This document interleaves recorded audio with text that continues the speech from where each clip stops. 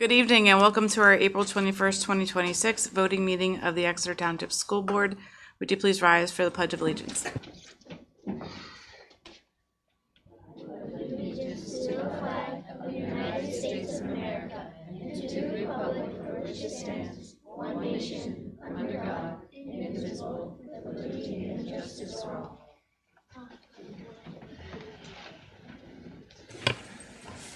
Mr. Fike, will you take roll call, please? Julia Schaefer. Here. Dr. Ann Herring. Present. Dr. Andrea Battler. Deborah Bloom. Present. Joseph Cook. Here. John Fiddler. Here. Jason Mell. Here. Travis Odom. Anne Marie Grill. Here. 8 present, 2 absent. Or, sorry, 7 present, 2 absent.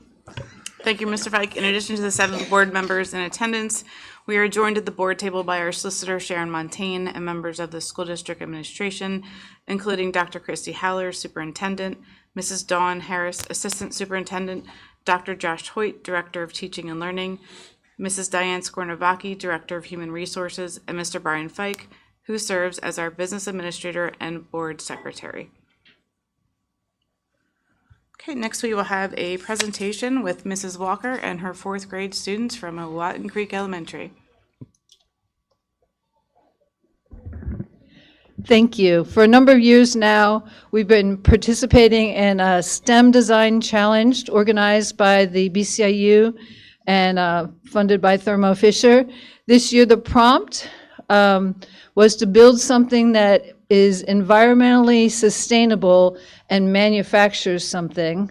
And we took a team from each of the 3 elementary schools, and the Watton Creek team placed first in the county, so they have the opportunity to go on to compete at the state level, and they'd like to share their project with you.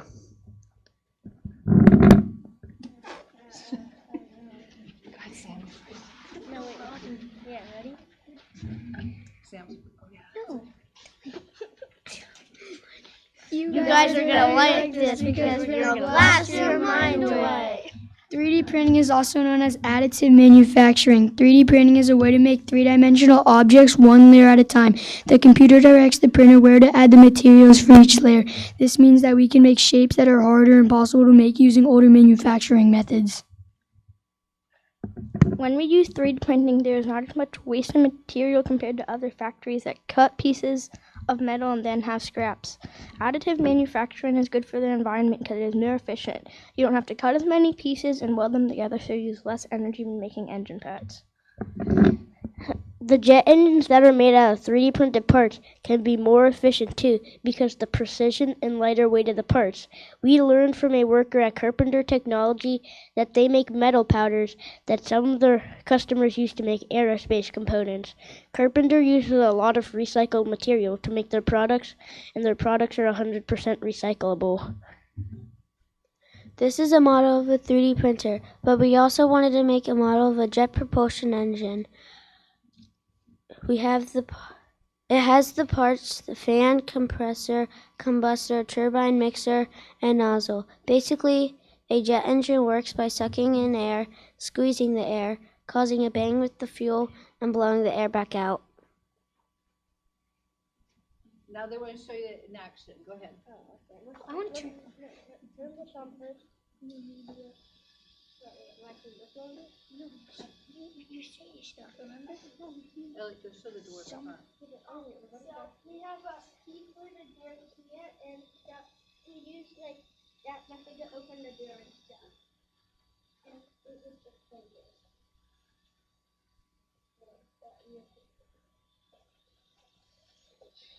Turn that off. Annoying.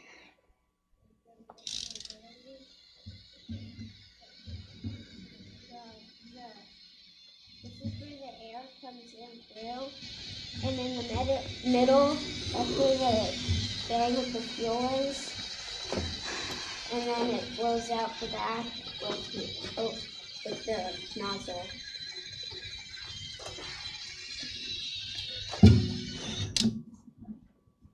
That's all.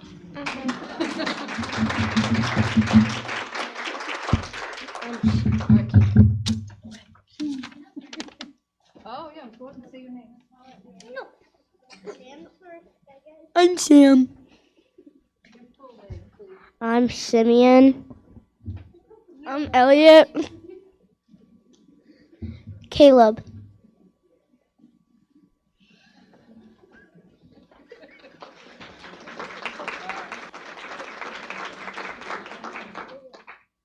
And maybe they have to be dismissed because we have PSSAs in the morning.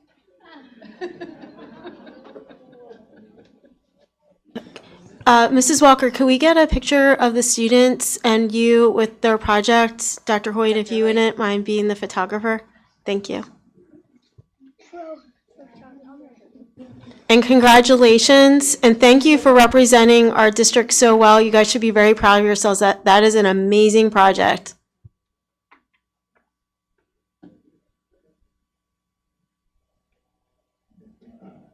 They They also have to take it apart before we go and rebuild it at the competition with their own design blueprints. So there's a challenge. Okay, thank you very much. Up next, we are, Thank you, parents, for bringing them. Thank you.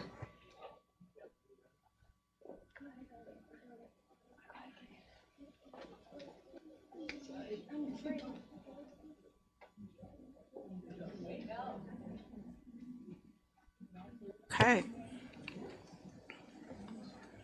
Up next, we have a recognition for the Annie Sullivan nominee, Mrs. Jane Rance. Mrs. Harris? Annually, the BCIU hosts the Annie Sullivan Award ceremony to honor nominees from around the county who districts feel excel in the area of working with children with special needs. This year, Exeter nominated Mrs. Jane Rance as our nominee for the Annie Sullivan ceremony, and I will turn it over to Ms. Kaiser to share about Jane's amazing contributions to our community of special needs learners. Okay. I could talk for hours about Jane. So I'm just going to read our nomination because I know that nobody wants to sit here for hours on end on a board meeting night. So for most people, retirement is a pinnacle that is worked towards, counted down to, and celebrated. There might be parties, planned vacations, gardening, and standing brunch dates. For special education teachers, there might even be a ceremonial burning of progress monitoring pages or an abandonment of binders and sticky notes. All of these simple pleasures are well-deserved after a career of loving, supporting, teaching, and supporting students and their families with one whole heart and soul. And answer a calling to serve. For one special soul in Exeter, however, retirement was a quick little change in status that lasted for only mere moments. For Jane Rance, the calling to teach has failed to fade, and the list of students she has continued to serve only grows. Jane's career was far from traditional. After graduating from college with a teaching degree, she forayed successful business in the furniture and manufacturing industries with considerable success. She turned back to education in her 50s for practical reasons: steady income, insurance stability. What she got was a myriad of changes and difficult assignments, as the good ones often do. Starting in high school life skills, moving to multiple disabilities at the elementary level, then junior high emotional support, and the high school science before declaring that she was retiring to travel the country with her husband. A month later, she saw what she needed to see and called the district to take her back and cure her boredom. Legions of Exeter educators have regaled with us stories of her humor, her warmth, and her kindness. We learned that when she interviewed, she was asked about her flexibility in taking on tasks with the question, "What if I asked you to bring me a chair?" Her response, "I'd ask how many you need." When someone hears the name Jane Rance, it is always followed with a sweet sigh, a smile, and an "oh, I love Jane, she, ... Here are just a few of the wonderful things people have to say. Jane has been an invaluable resource, consistently exceeding expectations to support my transition to a new career at Exeter. I appreciate her expertise, which has strengthened my ability to write effective IEPs. Karen, a first-year teacher. Mrs. Rance helps me stay on top of my work and keep papers and assignments organized. She is quick to tell me what to do and how to do it. She is always keeping my parents and myself updated with upcoming and due assignments. Because of her support and guidance, I am able to keep my grades up and feel more confident about my schoolwork. Lane, a 9th grade student. Jane is an absolute delight to work with, always bringing her light and positivity to every interaction. Her dedication to supporting students and ensuring that they reach their full potential is truly unmatched. Lauren, a school psychologist. And for me, Jane is one of those people that whenever you need anything done, when I'm sitting there going, oh my gosh, there's a big assignment, or there's this happening or that happening, I always think to myself, oh, I can ask Jane. And I know that Jane will say yes, because Jane is just one of those people. She's the go-to. So I know when Jane does finally actually retire, there will be a big hole in the special ed department at Exeter. So thank you for all that you do. Thank you. I would just like to say that I'm honored, needless to say, for the nomination, but I have loved every year that I have spent here at Exeter, and I'm very grateful for the opportunities that I've had over the years.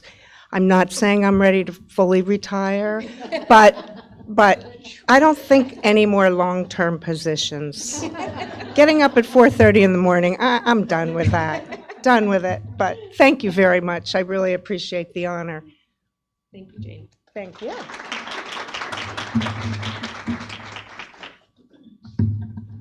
Okay. Up next, we have a presentation, special education poster presentation. I'll take that one too. Okay. Back in March, Ms. Kaiser and, you want me to hold on a second? No, good. Oh, okay.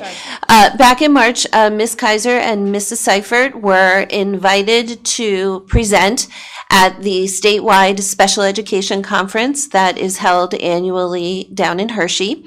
And I invited them tonight to do a shorter version of those presentations for you so that you can hear some highlights about our special education program here at Exeter. So I presented on something that is very near and dear to my heart, unified sports. Presentation was called Unified Schools, Unified Hearts, Leveraging Interscholastic Athletics to Build Inclusive School Environments.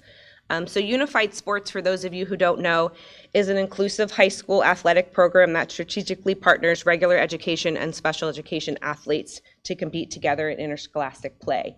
So here at Exeter, we have Unified Bocce, which we have had for, previously it was started, but then since I've been here for the last 4 years, we've had Unified Sports. We won a county championship here while I was here, and then this year we started Unified Track, which we had our first meet last week, and we have our first home meet on Thursday at the stadium. So if anyone would like to come out, we would love to have you. It starts at 3 o'clock, so please come on out. So Unified Bocce and track and field just joins together our regular education athletes and our special education athletes so that they compete together, and they really do build some really wonderful relationships. We actually started also a unified club because not only did those students want to work together on the athletic field, but then also within the school setting, they wanted to spend more time together. So we've seen our students to be able to work together, not only on the field, but in the classrooms. We see them eating lunch together. We see them, working together to do fundraising. We've raised over $6,000 for Special Olympics through the Unified Club and Unified Sports. And just just seeing the kids in the hallways and things like that, or them coming through and just saying hello to each other, and just the different bonds that they've built has really been has had an amazing impact on our students at the high school. And what we're trying to do is some of the things we've talked about as a team is just kind of bringing some of that down to the lower grades. And it's been really nice to have the athletic department also be supporting us. And when we brought in track and field, the track coaches really kind of bringing them on. They're actually doing a lot of supporting us on Thursday with our first meet here at home. So we thank them for that. Thank you. Any questions about Unified Sports or anything that we're doing with that? Okay, thank you.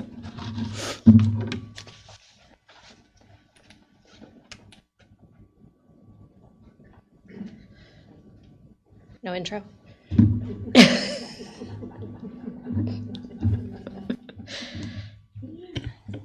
Mrs. Seifert will now present on her poster presentation. Thank you, Mrs. Harris. So anyone who's involved in the national narrative surrounding education knows that everyone is talking about the rise in autism and the need for increased supports in our schools for our students with autism. There's two kind of really important considerations when we're talking about those numbers. The first is highlighted in the top left kind of grid, and that's the overall increase in the number of students that we've seen in the district whose primary disability is autism. So we've seen a 6% increase in the last 15 years, but like a 4.5% increase just in the last 5 years. So that's enormous. When we talk about a 5.5% increase, we're talking about 40 students difference in a district of our size, which is substantial when we're talking about the kinds of needs that our kids with autism have. Now, just because they have a primary disability of autism, that doesn't really tell us much about what their needs are. Our students with autism can be serviced in the whole continuum of services that we have in the district. We have students with autism who just receive speech services. We have students with autism who are on learning support caseloads because they need a little bit of academic support. And then we have students whose autism really defines their school experience, and they're in need of substantial supports. And while we've seen the overall number of students increase in the district and in the county and in the state and probably elsewhere, we've also seen a substantial increase in the students who need that supplemental, meaning most of the day or even full-time level of supports all day in an autistic support classroom. So I was hired in the district in 2023. And in 3 years, we've tripled the number of elementary autistic support classrooms that we have needed, while still being really selective about the students that we are putting in that level of support.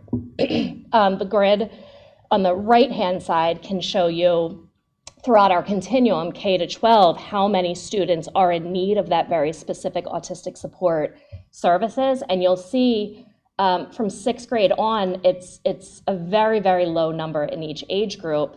And in the last 3 grades, we've seen double digits, and we're anticipating that coming into the next kindergarten group as well.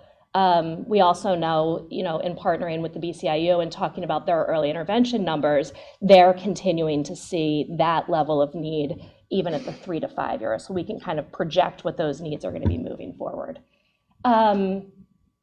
About a year and a half ago, I was meeting with Mrs. Harris, kind of talking about this need and how are we going to support it, and where are we going to put the classrooms, and how are we deciding which kids to put in which classrooms. And she looked at me and she said, well, this is all well and good, but how are you going to support all of this? This is way more need, and you're still just one supervisor. So we really started to brainstorm, what supports are we putting into place as we're increasing the number of autistic support classrooms that we're going to have? How are we going to make sure that our classrooms are really successful, really well-resourced, our teachers are really well-trained and supported?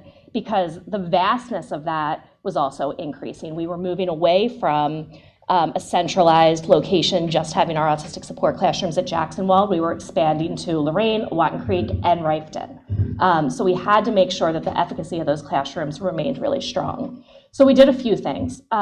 First and foremost, we really, the bottom right of the screen talks about the continuum of AS services, making sure that we really had a clear picture of each one of those classrooms, what kinds of kids we were looking to kind of pair together to centralize services, which classrooms were for our more severe kids, which classrooms were for kids who were going to kind of be in and out of those autistic support classrooms, so that each of those classrooms had an identity, that we were ensuring that we could be really focused in the interventions that we were putting into place.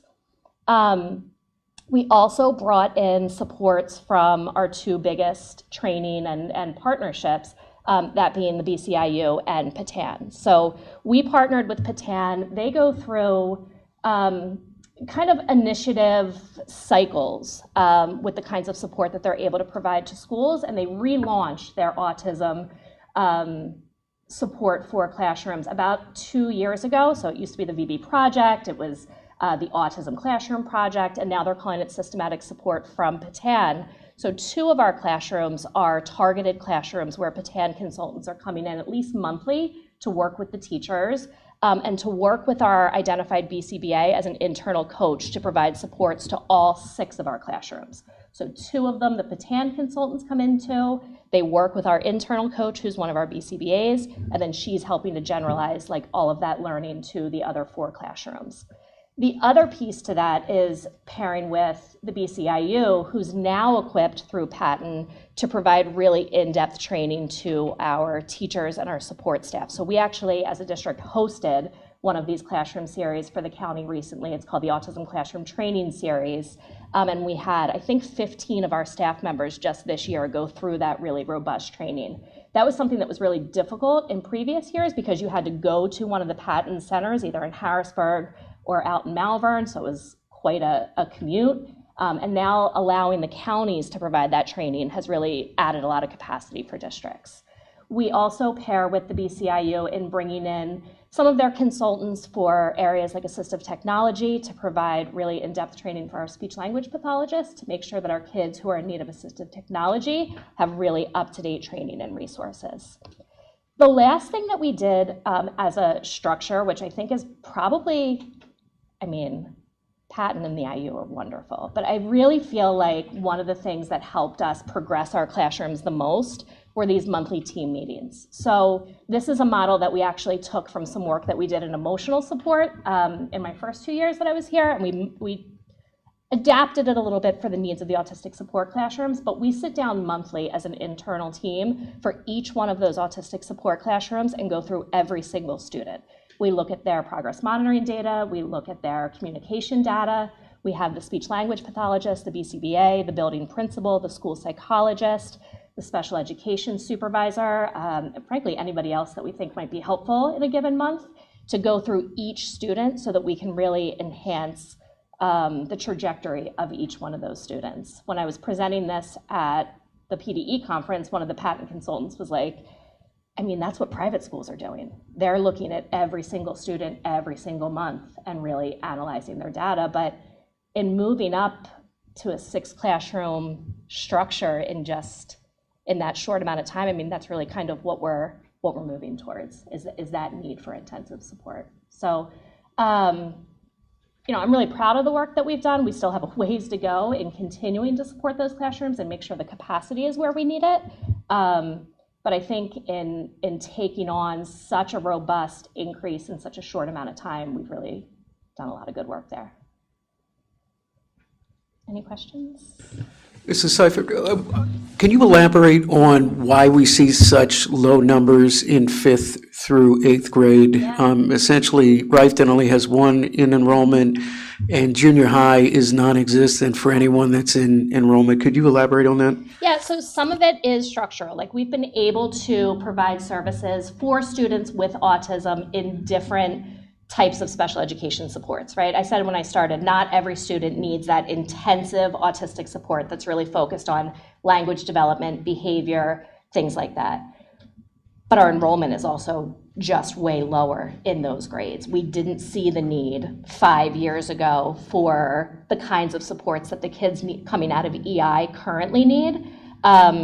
We do have a few students as they get older in out-of-district placements. We have some kids that we've had to say, okay, you would be better served in a specialized setting. But even if I took those into account and added those to those numbers, they wouldn't come close to where we are in the primary grades. So the demographics have changed. And the BCIU, like I said, shares with us every year what their disability category kind of looks like. And traditionally, we always saw the biggest disability category in early intervention is developmental delay. So developmental delay is this catch-all disability category for kids age 3 to 5.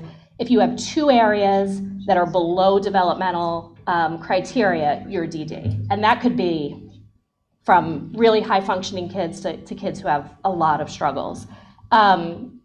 This past year, for the very first time that I've ever seen the numbers, Dawn, I don't know about you, autism was superseding developmental delay when they shared their data. So it's pretty impressive just from a metric standpoint when you take a look at something like that. So our experience is very similar to the districts surrounding us. We know this is a huge topic of conversation every single time we go to our county supervisors meetings. And other counties too. When I was presenting, I was kind of getting mobbed with like, okay, you're seeing the same thing as we are, right? So that doesn't really answer your question, but that's what I have for you. Yeah. Mrs. Seifert, do you believe or think that... That that was weird. as we're seeing these numbers climb, getting your child assessed and receiving that EI services from the ages of 3 to 5, it's typically not caught during those ages because of, or at least say around the COVID time and after, there was such a delay in providing services to students and children because of the way things happened and all of this, all of the changes that happened and the influx, I think, of people who needed to be assessed. So there was like a waiting list and it took forever.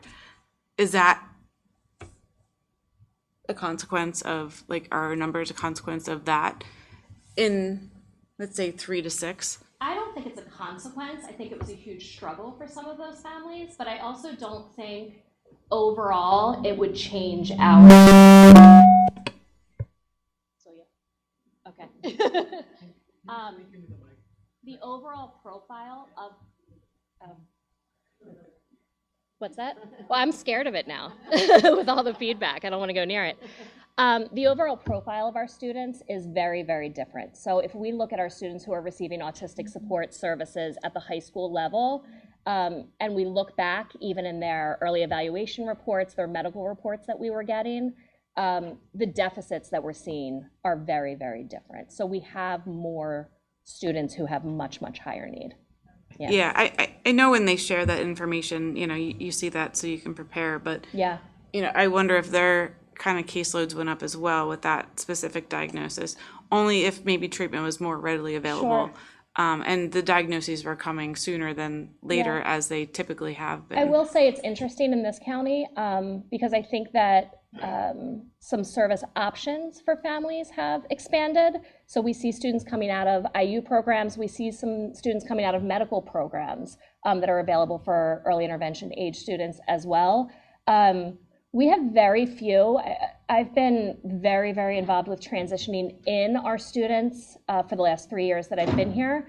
I can think of only 2 students who are currently enrolled in our autistic support programming that didn't have eligibility before they came to school, though. So the kids that we have in school are kids who went through robust early intervention services, had medical diagnoses, things like that. If they had been missed through those COVID years or things like that, they would be reflected by now, right? Because if their needs were that substantial, they wouldn't be successfully functioning without it. Yeah. No, I appreciate the answers. Just to reflect, Dr. Andrea Battler's here as of 7:27 p.m. Thank you. I have a question about I believe you mentioned autistic support classrooms. Mm-hmm. Do autistic support kids spend time in a regular classroom too? How does that day break down? Well, it's an IEP decision, Mr. Fiddler. So for every child, it's very, very specific. Got it. So our autistic support classrooms generally range from about 8 to 10 students. That's a Pennsylvania state mandate. That's how big the caseload can be in those specific autistic support classrooms.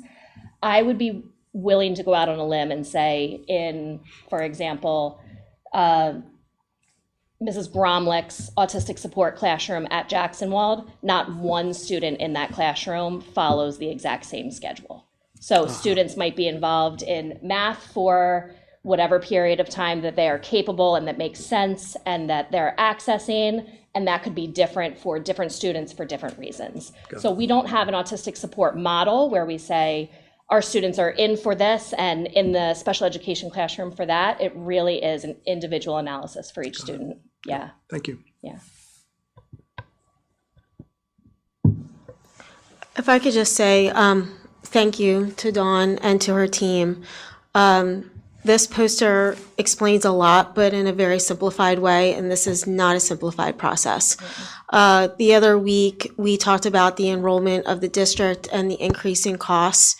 And one of the points that I hopefully made and people picked up on was that you can't look at enrollment numbers in isolation because we're working with people's children and our special education population is increasing.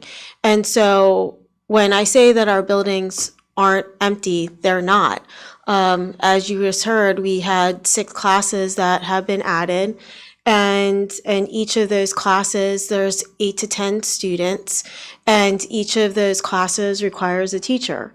And some of our students require very specialized services, and that comes at a substantial cost to the district. And we have talked here previously that special education costs are outpacing what we're getting from funding from the state and the federal government. And that is something that we do grapple with. That's something that Mrs. Harris's team looks at very carefully. And but the reality of the situation is that these are our students. They are our community, and for as long as as long as it's in their best interest, they should be in schools with their peers, because it's beneficial to them and it's beneficial to all the other students. Exeter works really hard under Mrs. Harris and her team and the teachers to make sure that our students have a great experience here and that we're programming for them as best as we can to meet their needs. So thank you for the presentations and for everything that you guys do. Thank you, ladies. Okay, there are no amendments to tonight's agenda, so I'll pass this over to Dr. Heller for her report. Thank you. So I'd just like to share this evening that April and May are very busy here in Exeter. We have a lot going on. Of course, we have all of our spring sports, but we also have our art shows and concerts. So if you don't follow us on social media, just a quick rundown of all the things that you can do during the month of April and May, if you choose to spend your evenings with us. April 23rd is the Lorraine Art Show. April 30th is the OC Art Show. May 4th is the Rifton 5th grade concert. May 4th is the 6th grade concert. May 6th is the senior high band concert. May 7th is the Rifton Art Show. May 8th is the Jacksonwald Art Show. May 11th is the junior high 7th grade concert. May 12th is the Jacksonwald concert. May 13th is the junior high art show. May 13th is the junior high 8th grade concert. May 14th is the Lorraine concert. May 14th is the senior high art show. May 14th is a very busy night. It is also the senior high choral concert. May 19th is the senior high orchestra concert, and OC wraps it up on May 20th with their concert. So again, if you would choose to spend your evenings doing something fun, we have a whole list of places you can attend for the months of April and May. And again, we will send this out and it is posted on social media. So congratulations to all those talented students showing off their artwork and their musical skills. And thank you to all the teachers who spend a great deal of time putting these events together. Thank you, Dr. Heller. No one has signed up for public comment. We'll move on to meeting minutes. If there's no objections, we'll adopt a motion to approve meeting minutes from last month's school board meetings on March 3rd, 2026, the Committee of the Whole meeting, March 10th, 2026, special voting meeting, and March 17th, 2026, voting meeting. Hearing no objections, motion's approved. Let's see here. Treasurer's reports. If there's no objections, we'll adopt a motion to approve the March 2026 Treasurer's report and payment request dated March 18th, 2026 through April 21st, 2026. On to committees. Mr. Fiddler, education? Thank you. Oh, yeah, sorry, we did adopt the motion, sorry. Yep. Go ahead. Thank you, Mrs. Schaefer. The first two items are non-board required action items, just reports on the enrollment and report on field trips within the 60-mile radius. If there are any questions about that. Hearing none, we'll move on to the item C, Conrad Weiser Decisions Tuition Agreement. Go ahead. My mic was on and I hit talk and I hit priority, which turned you off and I muted you. I apologize. All right. It is recommended that the Board of School Directors approve a tuition agreement between Conrad Weiser School District and the Exeter Township School District to provide special education services for one student for the 25-26 school year at a cost of $307.53 a day for a total of $9,840.96. This was not on the committee of the whole meeting because the student had an emergent need for placement between then and now. Thank you. I see You're it's in bold, so that was the signal. Thanks for clarifying that. Second. Okay, we have a motion and a second. Any discussion? All in favor say aye. Aye. Opposed? Motion carries. All right, item D is the Education Committee consent agenda.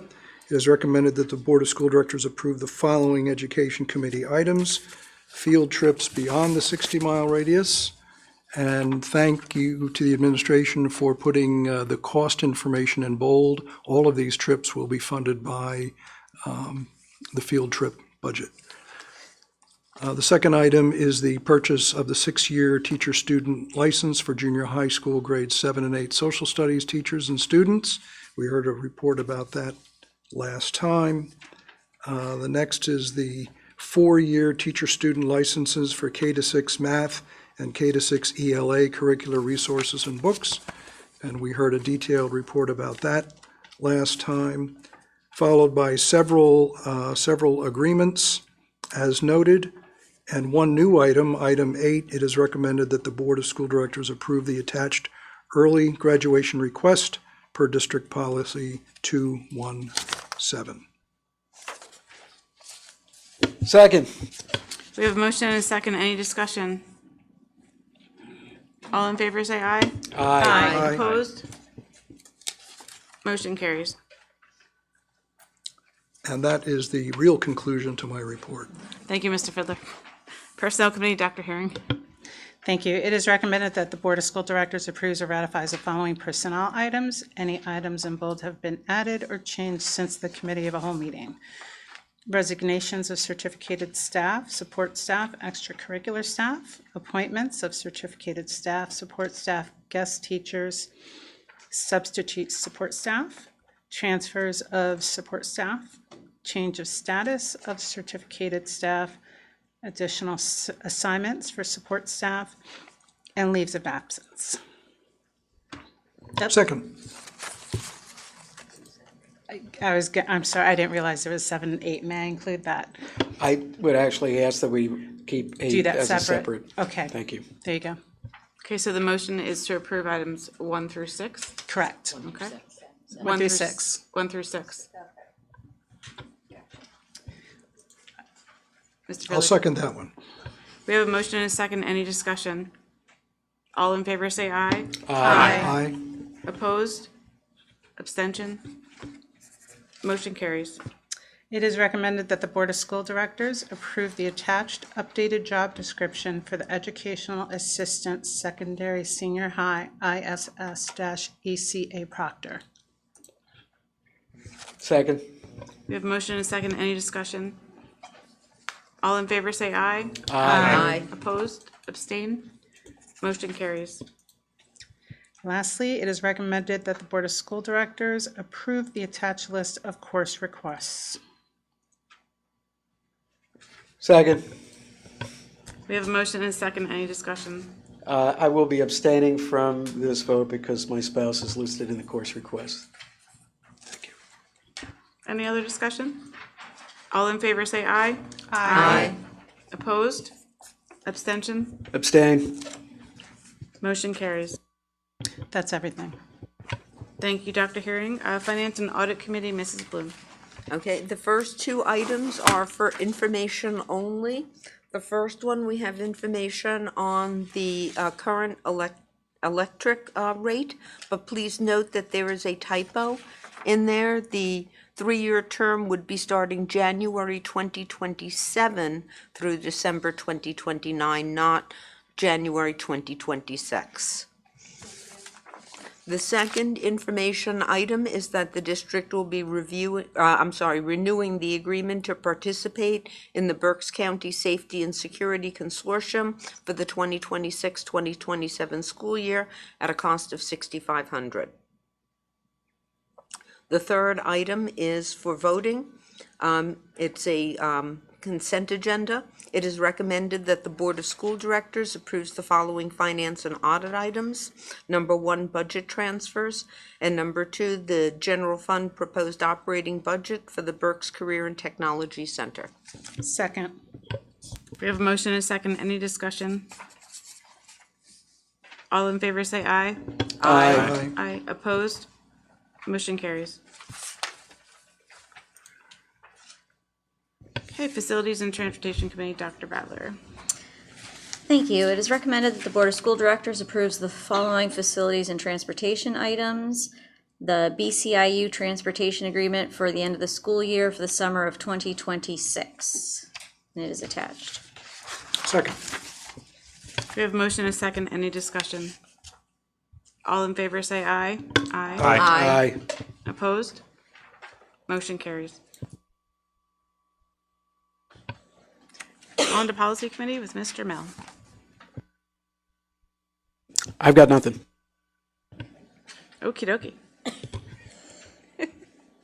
Athletics and extracurricular, Mrs. Yoakum Grill. I don't have anything either. I was going to cover what Dr. Haller covered. It stole your thunder, I know. It's totally fine. It's all good. Okay, so then I guess it's on to me. ECEF. Pull up my email. Okay, our second annual ECF Run to Soar race event was successful thanks to our participants and volunteers.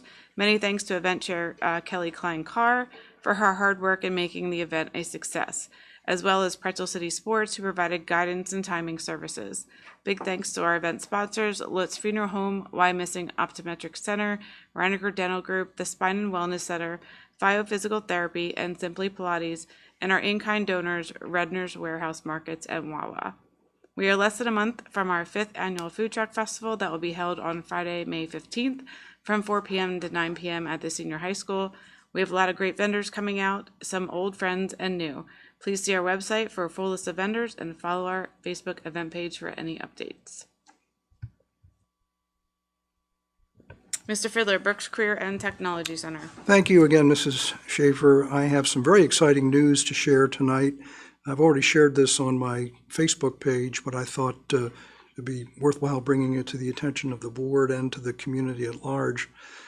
So congratulations are in order to 5 students from Exeter, 5 champions, I'll call them, who took home top prizes at the recent Skills USA Pennsylvania Leadership and Skills Conference earlier this month in Hershey. And the award winners are Carly Dodds, grade 11, 3rd place for residential painting and interior design. Owen Wojtowicz, grade 12, 2nd place, automotive collision repair technology. Madison Cambria, grade 12, 2nd place, cosmetology.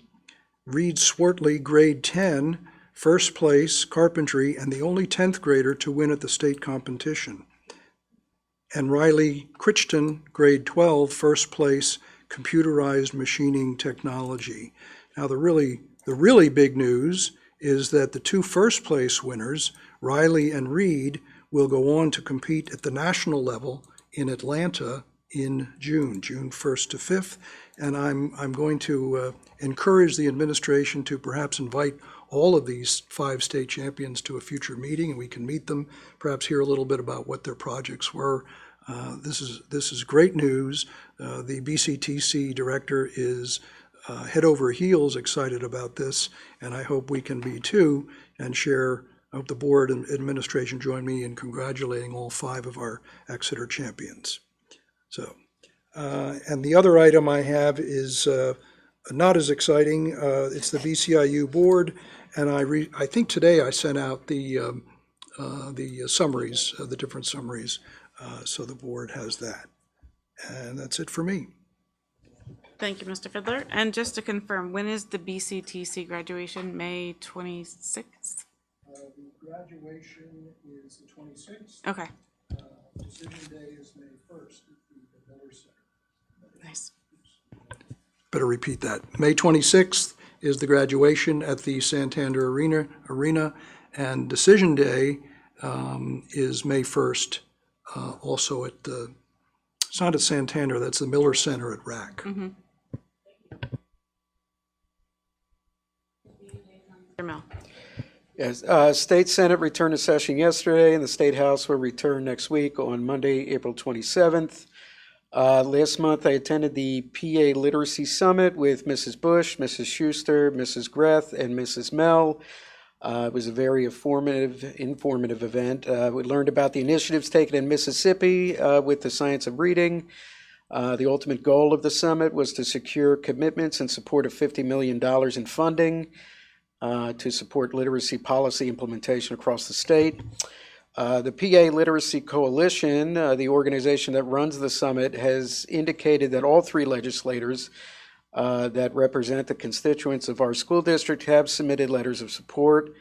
And the next advocacy event for this group will be Capitol Day on Monday, June 1st at the state capitol. Pointing out some legislative items, there is a mental health awareness, House Bill 1706, which would require public schools to refer any truant or behavior change student to the Student Assistance Program and expand coaches' required training to include mental health awareness. PSBA is opposed to the bill, warning that it could impose unfunded mandates on school districts. Next is the diaper changing stations of House Bill 1558, and that would mandate that baby diaper changing stations be provided in both men's and women's restrooms in public buildings, including schools. PSBA also signaled opposition to this bill because of the cost it would add to public facilities. And the last item is the increasing access to pre-K for PA kids, House Bill 46. This would require schools provide pre-kindergarten for all eligible children. This bill was referred to the Education Committee in January of 2025. It has gotten some talk on in the news media. Proponents of the bill have considered a tax on companies extracting natural gas and a wealth tax on individuals with an annual income greater than $1 million as a way to fund the program. Moving on at the federal level, beginning January 1st, 2027, the Federal Education Freedom Tax Credit Program will allow taxpayers to claim a 100% dollar-for-dollar tax credit for donations to scholarship granting organizations, also known as SGOs. These SGOs provide K-12 scholarships for private school tuition, tutoring, and special education services. States must opt into the program, and as of now, Governor Shapiro is delaying his decision while he seeks formal guidance on student eligibility, state accountability, and how the program will interact with existing state initiatives. 29 states have opted into the program, and it seems to fall mostly on party lines, with 24 of those 29 states having Republican governors. A budget update. On April 14, 2026, the Democratic-controlled Pennsylvania House passed a $53.3 billion budget bill based on Governor Josh Shapiro's proposal. The vote was 107 to 94, with 5 Republicans joining, all Democrats in support. The bill now moves to the Republican-controlled Senate, and Senate Republican leaders expressed concerns regarding the 6.2% spending increase, arguing it places an unreasonable financial burden on taxpayers and risks future tax hikes. With the June 30th deadline approaching, leaders from both parties acknowledge that significant work remains to reach a final agreement that balances education needs with fiscal responsibility. And lastly, Advocacy Day. PSBA's Advocacy Day is on Monday, May 4th. Unfortunately, I will not be attending this event this year, but anyone on the board that isn't interested in going should register with PSBA by this Friday, which is the deadline, so they have time to coordinate your legislative meetings and materials. That is it for my report. Thank you, Mr. Bell. Now on to Township Borough Liaison, Mr. Cook. Thank you, Mrs. Schaefer. A couple updates here. The Pennsylvania Public Utility Commission had their in-person public hearing on April 7th, so just a quick update on there at the Dunn Community Center regarding the proposed UGI rate hike. So that was held over here just about 2 weeks ago. Updates on the Berks County Planning Commission, 2 activities that are going on. The Joint Comprehensive Plan, that's wrapping up its review period in May, and then it'll be moving forward with the adoption process. The Planning Commission's also holding an upcoming regional meeting on May 21st regarding the Imagine Berks Comprehensive Plan. From Township news, the Exeter Township meeting board of supervisors, they did move forward with the purchase of 1 Hearthstone Court for their township administrative offices. And the Township Planning Committee met this week to discuss the revised solar ordinance. Question for Mr. Fike on that. The revisions for the solar ordinance, I'm not sure if we've had a chance to review those and if they have any impact on our upcoming. They have no real impact. It seems like they're worried about abandoning a solar farm and happening in other townships, so they're putting provisions in there that if you decide not to use it anymore, you have to return the site back to the way it was beforehand. Perfect. So all green lights forward for us to move. Yep. Thank you.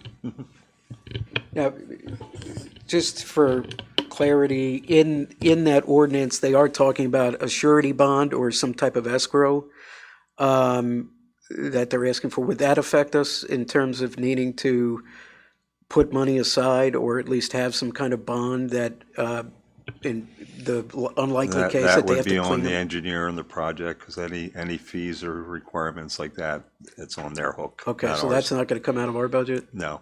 Okay. Yep. Thank you. So they are working with the township, by the way, to clarify some of the wording. Perfect. Thank you. All right, thank you, Okay, Chief. that's concluded all of our committees. No one has signed up for public comment. Is there anyone in the audience who wishes to speak at this time? Mom's the word. Okay. Are there any board members that wish to be heard at this time? Mrs. Schaefer, I'd like to be heard, please. I just want to remind the board that in 2 weeks, we're going to be presented with a proposed final budget, which may as well be the final budget because we won't likely see drastic changes from that point forward. So, Mrs. Schaefer, I'm going to strongly encourage that we take a straw poll at the May 6th meeting to determine who supports the budget. Because otherwise, we're going to roll the dice at the meeting on the 18th, and we may need to scramble if we don't have a majority support. Thank you. Thanks for mentioning that. Mr. Fiddler?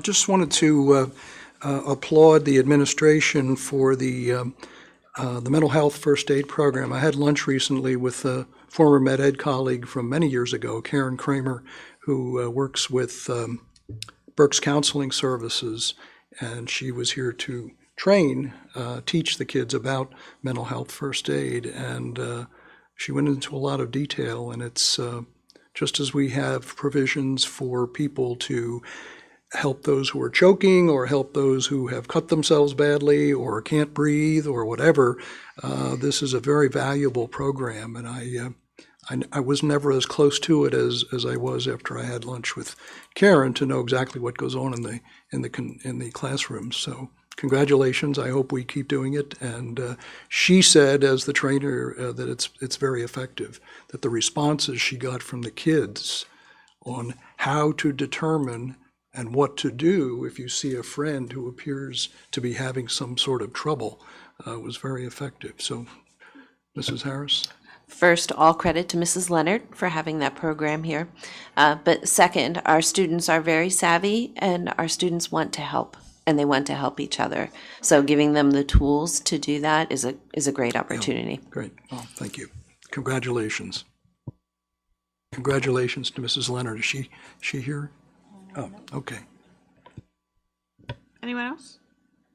I'd also like to remind the board about our upcoming budget decisions that we are going to have to make. And if you do have questions or want to view the budget, I suggest that you reach out to Committee Chair Mrs. Bloom. discuss any questions that you do have, so she can reach out to Mr. Fike to get those answered. And if there's any ideas on the table for changing any type of revenue or expenditures that we do have, to please present them to the Finance Committee so they can review with Mr. Fike. So next month will be busy for us. Our next meeting will be the Committee of the Whole on Tuesday, May 5th at 6 p.m. The board will meet in executive session immediately following the meeting to discuss personnel and litigation matters. If there's no objections,